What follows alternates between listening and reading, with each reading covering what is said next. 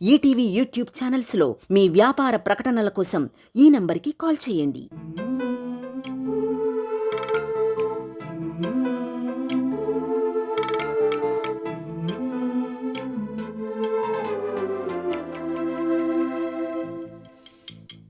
ఓ విధి విచిత్రాల నిధి,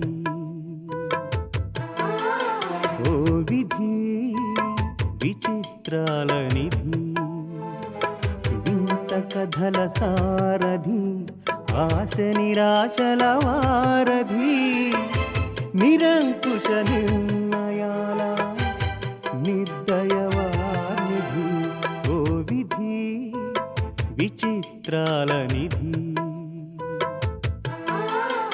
ఓ విధి విచిత్రాల నిధి.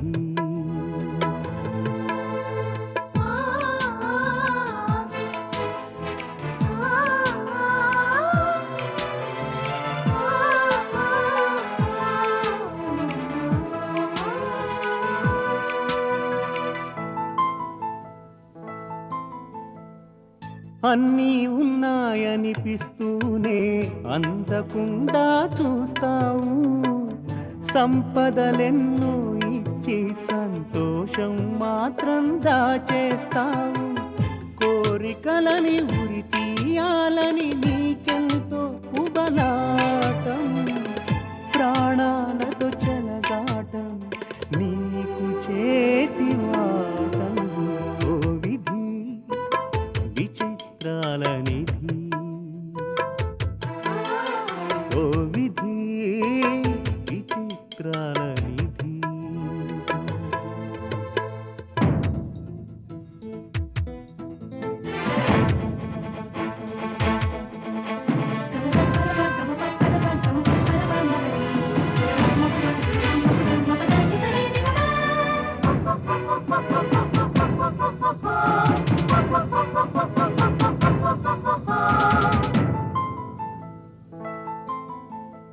ఊహలు తలకిందులు చేసి ఉనికిని చాటుకుంటావు, ఊహించని మలుపులతో ఉసురు పోసుకుంటావు, మనసు మమతలపై నీకు అనాదిగా కక్ష, నీ చేతిలో మనిషికి మనుగడే ఓ పరీక్ష, ఓ విధి విచిత్రాల నిధి, ఓ విధి విచిత్రాల నిధి.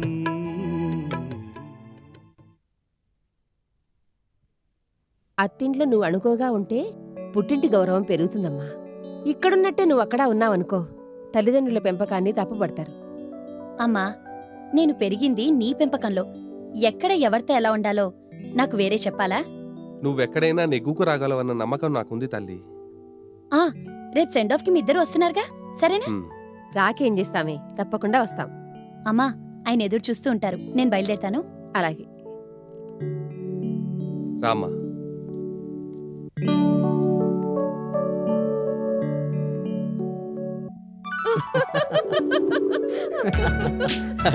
అదన్నమాట సంగతి. ఇప్పుడు ఇంకో జోక్ వినిపించనా? వద్దు బాబు వద్దు, ఇంకో జోక్ నేను నవ్వలేను, కానీ ముందా బుక్ పక్కన పెట్టు. ఇప్పుడు జోక్ కాదు గాని ఒక ఇన్సిడెంట్ చెప్తాను. కామిక్ ఇన్సిడెంటా? కాదు కాదు, చాలా సీరియస్ ఇన్సిడెంట్. అయితే చెప్పు. మాకు తెలిసిన పెద్ద ఆయన ఉన్నాడు. పల్లెటూళ్ళలో వ్యవసాయం చేసుకుంటూ ఉంటాడు. వాళ్ళ చంటాడు తప్పిపోయి చాలా కాలం అవుతోంది. ఇక దొరకడు అని తెలిసినా వెతకడం మాత్రం మానుకోలేదు ఆయన. ఒకరోజు సిటీకి వచ్చినప్పుడు 10 మంది ఎగబడి చూస్తున్న ఒక ఆర్ట్ ఎగ్జిబిషన్కి వెళ్ళాడు. ఒక్కో బొమ్మ వరుసగా చూసుకుంటూ వెళ్తున్నాడు. సరిగ్గా ఓ బొమ్మ దగ్గర ఆగిపోయాడు. ఆ బొమ్మ వంకే తదేకంగా చూస్తూ ఏడవడం మొదలెట్టాడు. ఆ బొమ్మ వేసిన ఆర్టిస్టు ఆ పక్కనే ఉన్నాడు. పెద్దాయన్ని చూసి పొంగిపోయి, పెద్దాయనా ఆ బొమ్మలో కంటతడి పెట్టించేంత గొప్పతనం ఏ ఉంది అని అడిగాడు. దీన్ని చూస్తుంటే తప్పిపోయిన మా పిల్లాడు గుర్తొచ్చాడు నాయనా అన్నట్ట కన్నీళ్లతో. ఆ బొమ్మకు అతనికి పోలికేమిటి అన్నట్ట ఆర్టిస్టు. మావాడు కూడా ఇలాగే గోడల మీద పిచ్చి గీతలు గీసేవాడు బాబు అన్నట్ట పెద్దాయన. పాపం ఆ మాట విని ఆ ఆర్టిస్ట్ మొహం బొగ్గు ముక్కలా మాడిపోయిందిట. ఏయ్, ఇది నిజంగా జరిగిందా? నువ్వు కల్పించి చెప్తున్నావా? ఏం చెప్పినా ఎలా చెప్పినా నువ్వు నవ్వుతూ కనిపించడమే నాకు కావాల్సింది. ఇందాకేదో బోర్ ఫీల్ అయ్యావు, ఇప్పుడు కూడా అలాగే ఉందా? బోర్ కాదు కానీ కొంచెం నీరసంగా ఉంది. అయితే ఇంకో జోక్. ఈసారి నేను కాదు, నువ్వు చెప్పు, వెరైటీగా ఉంటుంది. నాకు జోక్స్ రావు బాబు, నువ్వే చెప్పు. నాకు మాత్రం వచ్చి చెప్తున్నానా ఏమిటి? చెప్పు చెప్పు. నా వల్ల కాదు, నువ్వే చెప్పు. సరే, ఓ చిన్న కుర్రాడు పెన్ను కొనిమ్మని వాళ్ళ నాన్నని తెగ సతాయిస్తుంటే సరేనన్నాడు తండ్రి. ఉమ్, ఇద్దరు కలిసి షాప్కెళ్లారు. ఉమ్, అడక్కడక్ అడిగాడు కదా అని ఓ మంచి పెన్నే కొనిద్దాం అనుకుని కొంచెం కాస్ట్లీ పెన్ను చూపించవయ్యా అని అడిగాట షాప్ అతన్ని. ఉమ్. మంచి పెన్నులు సెలెక్ట్ చేసి ఇది తీసుకుంటావా అది తీసుకుంటావా అని వాళ్ళ నాన్న అడిగాట. ఏది చూపించినా వద్దు వద్దు అంటున్నట్టు కుర్రాడు. బాగా రాస్తుందమ్మా ఈ పెన్ను అని నచ్చజెప్పబోయాట తండ్రి. వద్దు నాన్న, బాగా రాయని పెన్ను ఏదైనా ఉంటే కొన్నివ్వు అన్నట్టు కుర్రాడు. ఉమ్, ఎందుకని అని అడిగాట తండ్రి. ఆ. బాగా రాసే పెన్ అయితే మా స్కూల్ టీచర్ కొట్టేస్తుంది అని బిక్కుమొహం వేసుకుని చెప్పాట కుర్రాడు. ఇంకో జోక్ చెప్పనా? ఇంక నవ్వడం నా వల్ల కాదు బాబు. ఈ ఒక్క విషయం విను చాలు, ఇంకా ఆపేస్తా. సరే చెప్పు.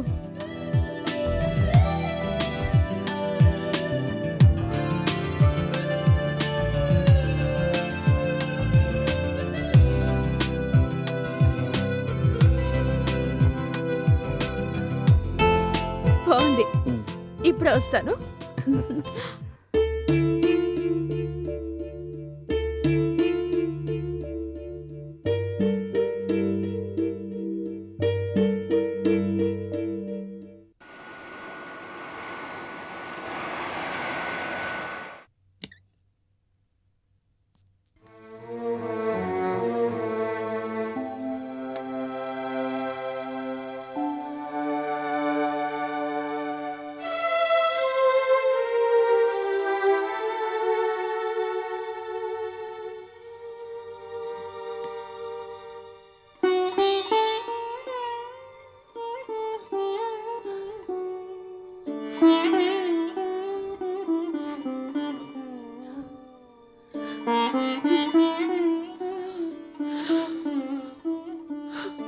పార్వతి,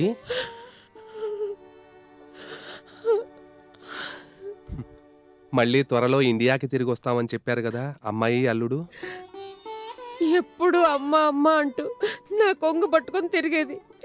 ప్రతి చిన్న విషయానికి పెద్ద విషయానికి పెద్ద ఆరిందలా మాట్లాడేది. ఊరుకోవే అనే కొద్దీ మరీ రెట్టించి మాట్లాడేది. అది దూరంగా వెళ్ళిపోయిందనేసరికి ఇల్లంతా ఒక్కసారి మూగదైపోయినట్టు అనిపిస్తుందండి. అయినా ఇప్పుడు ఎక్కడికి వెళ్ళిందని? అమెరికాకే కదా. అంపకాలప్పుడు నవ్వుతూ సాగనంపిన దానివి, ఇప్పుడు ఏమైంది? అత్తారిల్లంటే ఇక్కడికి దగ్గరే కాబట్టి మనసు లాగినప్పుడు దాన్ని ఒకసారి చూసి రావచ్చని ఎలాగో ఉగ్గబట్టుకున్నాను. అమెరికా అంటే అనుకున్నప్పుడల్లా వెళ్ళగలమండి. మనమైతే వెళ్ళలేకపోవచ్చు గాని వాళ్ళైతే తరచూ వస్తూ పోతూనే ఉంటారుగా. దేశం కాని దేశం, అలవాటు లేని వాతావరణం. అబ్బాయి ఆఫీస్కి వెళ్ళినప్పుడు ఒక్కతే ఎలా ఉంటుందో ఏమో. ఏ పని స్వయంగా చేసుకోలేదు. పక్కనే ఎవరో ఒకరుండి ఎప్పుడూ చెబుతూ ఉండాలి. మన పెళ్ళైన కొత్తల్లో నేను ఆఫీస్కి వెళ్ళినప్పుడు నువ్వు మాత్రం ఒక్కదానివి ఇంట్లో ఉండేదానివిగా. ఆ, అప్పుడంటే పలకరించడానికి ఇరుగు పొరుగు వాళ్ళు మాట మంతి పంచుకోవడానికి ఉండేవాళ్ళు. అమెరికాలోనూ ఉంటారుగా. ఆ, ఉంటారు. వీళ్ళుండే చోట ఇంటికి ఇంటికి కిలోమీటర్ దూరం అట. దీనల్లరి 10 కిలోమీటర్ల వరకు వినిపిస్తుంటుంది కాబట్టి అందరూ వచ్చి చేరతారులే. పైకి డాంబికంగా కనిపిస్తారే గాని మీకు మాత్రం లోపల బాధ లేదా ఏమిటి? పిల్లలు వెళ్ళిపోయారనుకుంటే కదా నేను బాధపడేది. మన పిల్లలు మనతోనే ఉన్నారు పార్వతి. చూపిస్తానుండు.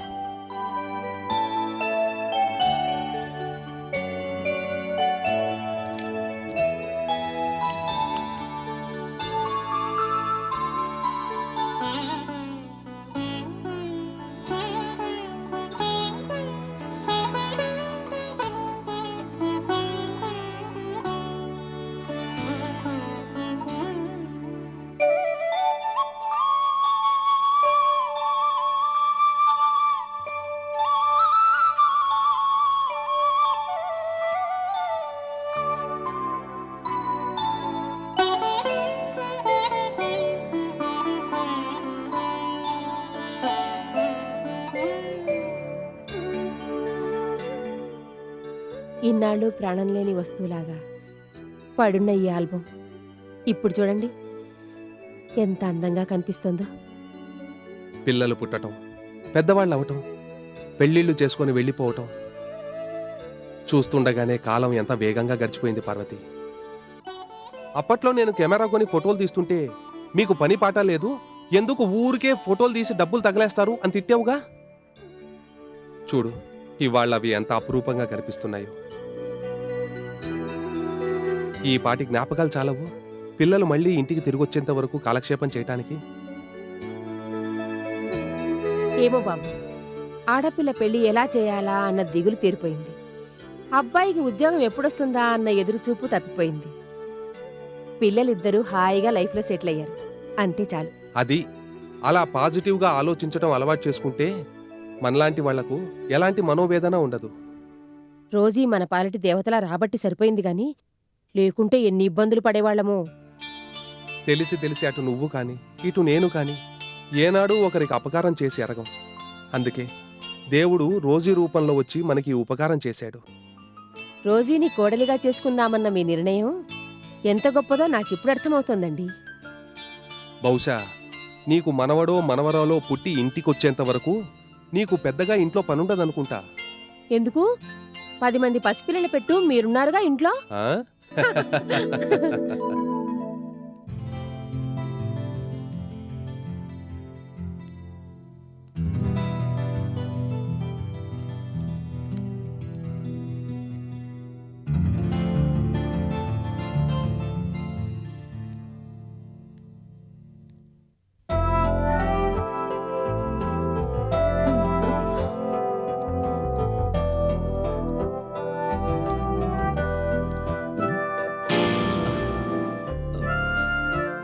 మదన్, కమాన్ కమాన్ కమాన్.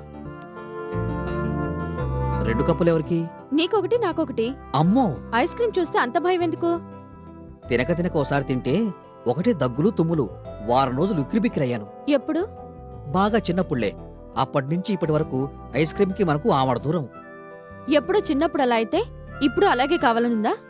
కమాన్, హ్యావ్ ఇట్. Rosie please. పోనీ నేను తినిపించినా? వద్దు. భార్య చేత ఐస్ క్రీమ్ తినే అదృష్టం ఎంతమంది భర్తలకు దొరుకుతుంది? You are missing a golden chance. అబ్బా వద్దంటున్నానుగా, బలవంతం చేస్తావే? కావాలంటే నువ్వు తిను. కావాలనే నేను తెచ్చుకుంది. నువ్వు తింటూ ఉండు, నేను కంపెనీ ఇస్తాను. కంపెనీలు ఫ్యాక్టరీలు మాకేం అక్కర్లేదు. అంతలోనే అలక? భార్య కోసం ప్రాణాలిచ్చిన భర్తలున్నారు. భార్య కోసం తాజ్మహల్ను కట్టించిన భర్తలు ఉన్నారు. భార్య తినమంటే కాలకూట విషాన్ని మింగిన భర్తలు కూడా ఉన్నారు. ఆఫ్టర్ ఆల్ ఒక కప్ ఐస్ క్రీమ్ తినమంటే ఇంతగా మొరాయించే భర్తని నేనెక్కడా చూడలేదు. ఇప్పుడు చూస్తున్నావుగా, ఇలాంటి భర్తలు కూడా ఉంటారులే, లెక్కేసుకో. ఐ హేట్ ఆ? Ice cream. అది కాదు రోజీ.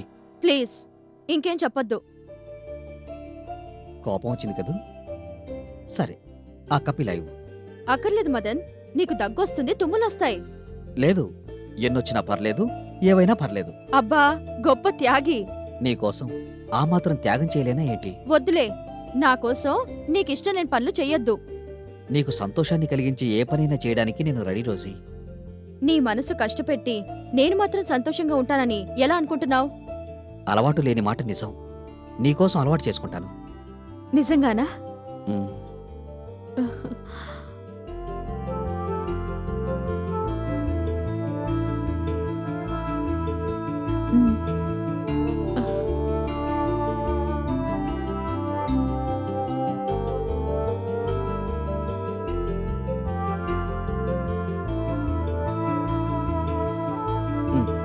చాలు, ఇంక చాలు. Thank you.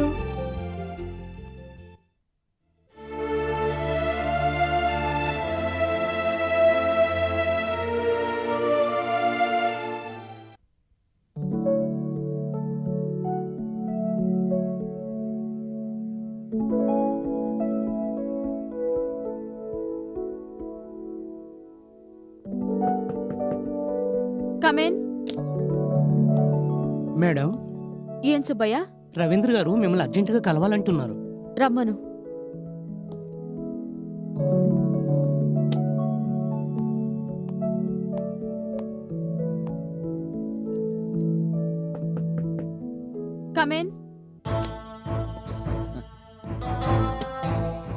Good morning madam. Morning.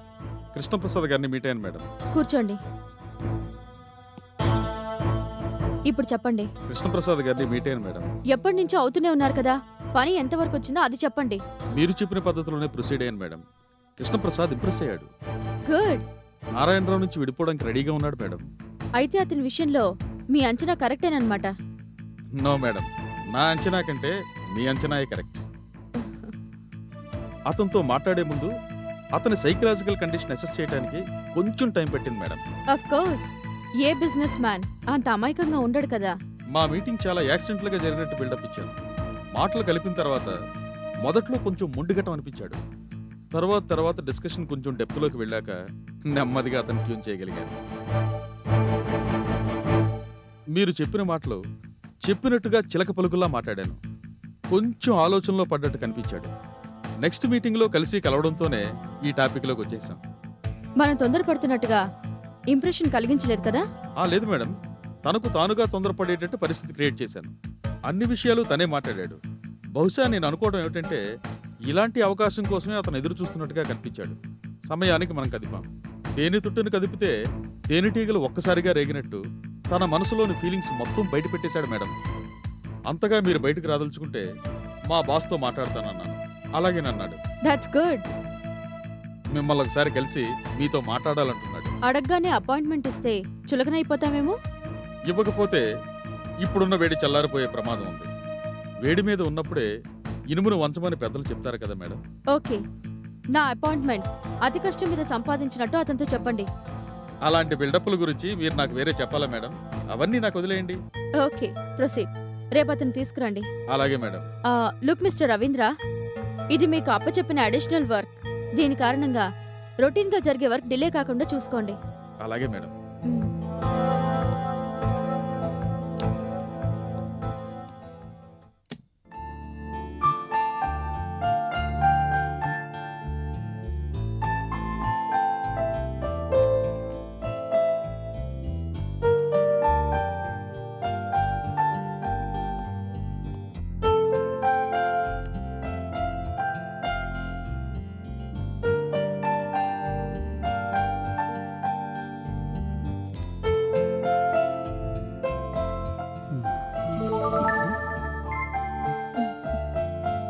ఎంతసేపు అయింది వచ్చి? ఇప్పుడే. ఏంటి, మళ్ళీ పుస్తకాలతో కుస్తీలు మొదలా? కుస్తీ అనే బదులు దోస్తీ అంటే బాగుంటుందేమో. ఇంకా చదవాలనుందా? చదవాలనే ఉంది. చదివి ఏం చేస్తావు? ఏదో ఒకటి చేయాలిగా. ఆ చేసేదేదో బిజినెస్ అయితే బాగుంటుంది కదా. Are you joking? No, I'm serious. వ్యాపారానికి నాకు చాలా దూరం. బిజినెస్ ఉమెన్ కి దగ్గరయ్యాక కూడా ఆ దూరాన్ని ఫీల్ అవుతున్నావా? నువ్వెంత పెద్ద బిజినెస్ ఉమెన్ అయినా నాకు మాత్రం రోజేగానే కనిపిస్తున్నావు. మదన్, నువ్వు నా భర్తవైన రోజునే ఈ బిజినెస్ కింగ్డమ్ కి వారసుడవయ్యావు. నువ్వు బిజినెస్ రంగంలోకి రావాలని నువ్వు నేను కలిసి ఒకే మాటగా ఒకే వ్యాపకంగా జీవితాంతం ఉండిపోవాలని నా కోరిక. Sorry Rosie. ETV Win app రోజుకి కేవలం రూపాయి మాత్రమే. ఇప్పుడే ఈటీవీ విన్ యాప్ డౌన్లోడ్ చేసి సబ్స్క్రైబ్ చేయండి.